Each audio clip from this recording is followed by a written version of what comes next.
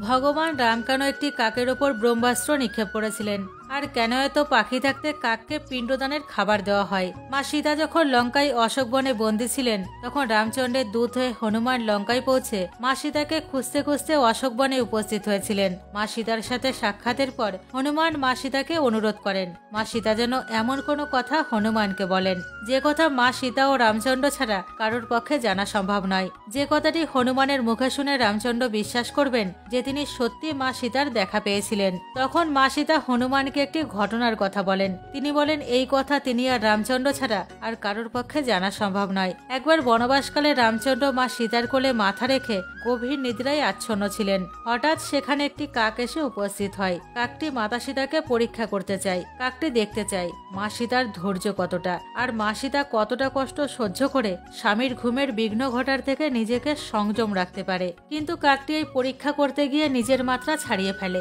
সে তার তীক্ষ্ণ ঠোঁট দিয়ে বারংবার মা সীতাকে আঘাত করতে থাকে। মা সীতাকে ক্ষতবিক্ষত করে ফেলে। এত কষ্ট সহ্য করেও স্বামীর ঘুমে যেন বিঘ্ন না ঘটে, তার জন্য অসহ্য যন্ত্রণা সহ্য করেও নিশ্চুপ থাকেন।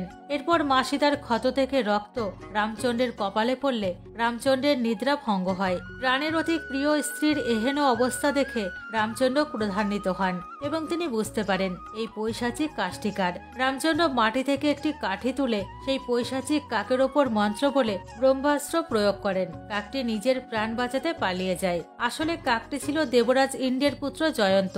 জয়ন্ত চারিদিকে নিজের প্রাণ বাঁচানোর জন্য ছুটতে থাকে। কোথাও কোনো সাহায্য না পেয়ে জয়ন্ত নিজের পিতা দেবরাজ ইন্দ্রের কাছে যায়। দেবরাজ ইন্দ্র পুত্রের এহেন মূর্খতার জন্য তিরস্কার করতে থাকেন। তিনি পুত্র জয়ন্তকে বলেন শ্রী রামচন্দ্রের এই ব্রহ্মাস্ত্র স্বয়ং ব্রহ্মাও আটকাতে পারবেন না। এমনকি কোনো দেবতার পক্ষেও এই ব্রহ্মাস্ত্রের প্রতিকার সম্ভব নয়। একমাত্র রামচন্দ্রই তার ব্রহ্মাস্ত্র থেকে তোমায় বাঁচাতে পারবে। এই কথা শুনে জয়ন্ত সোজা রামচন্দ্রের চরণে গিয়ে ক্ষমা প্রার্থনা করে। সে জানায় তার এই মূর্খতাপূর্ণ কুবিচারের জন্য সে খুবই লজ্জিত। সে আরো জানায় সে কোনোদিন কোনো সতী স্ত্রীর ধৈর্যের পরীক্ষা নেওয়ার চিন্তাও মনে আনবে না। তিনি যেন তাকে ক্ষমা করে দেন। পুরুষোত্তম রামচন্দ্র বলেন তুমি নিজের ভুল বুঝতে পেরেছ, তাই আমি তোমাকে ক্ষমা করছি, কিন্তু ব্রহ্মাস্ত্র ফিরিয়ে নেওয়া সম্ভব নয়, এটি অব্যর্থ। জয়ন্ত বলে হে প্রভু, আমি আমার ডান চোখের সর্বপ্রথম আপনাদের দুজনকে দেখেছি। এমনকি আমার ডান চোখের জন্যই এই মূর্খতাপূর্ণ কুবিচার আমার মনে এসেছে। তাই প্রভু অনুগ্রহ করে ব্রহ্মাস্ত্রটিকে আমার ডান চোখে নিক্ষেপ করুন, কিন্তু আমাকে প্রাণে মারবেন না। জয়ন্তর অনুরোধ মতো রামচন্দ্র ব্রহ্মাস্ত্রটিকে কাকটির ডান চোখে নিক্ষেপের আদেশ দেন। কিন্তু পুরুষোত্তম শ্রী রামচন্দ্র কাকটিকে শুধু শাস্তি দিয়েছিলেন তা নয়, তিনি কাকটিকে বরদানও দিয়েছিলেন।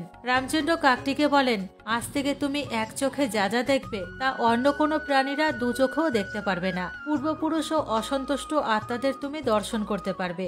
এই কারণে কাককে পিণ্ডদানের খাবার খাওয়ানো হয়, কারণ মনে করা হয় শ্রী রামচন্দ্রের আশীর্বাদে কাকেরা পূর্বপুরুষ ও অতৃপ্ত আত্মার দর্শন করতে পারেন। আর তাদের উদ্দেশ্যে দেওয়া পিণ্ডদানের খাবার কাককে খাওয়ালে পিণ্ডদান পরিপূর্ণতা পায়। সেই থেকেই এই রীতি চলে আসছে।